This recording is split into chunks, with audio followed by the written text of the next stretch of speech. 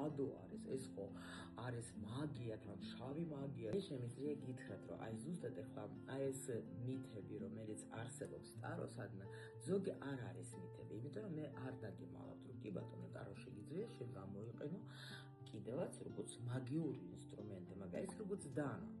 შენ დანა შეგიძლია გამოიყენო იმისათვის, რომ გააკეთო კარგი სადილი, შეგიძლია გამოიყენო იმისათვის, რომ ვიღაცა მოკლა. ეს უკვე შენი არჩევანია და მე გეტყვი ერთ საიდუმლოს, ტარო მოგვაგირჩია რა, იმიტომ რომ ჩვენ არ ვირჩევ ტარო, ტარო გვირჩევს ჩვენ. ტარო არის ჩემთვის ერთ-ერთი ფსიქოლოგიის წიგნი. ეს არის საერთოდ ისეთ პრინციპში მასაც არის პირველი ფსიქოლოგიის წიგნი, რომელშიც არის ყველანაირი ინფორმაცია ჩვენზე და ჩვენს ცხოვრებაზე.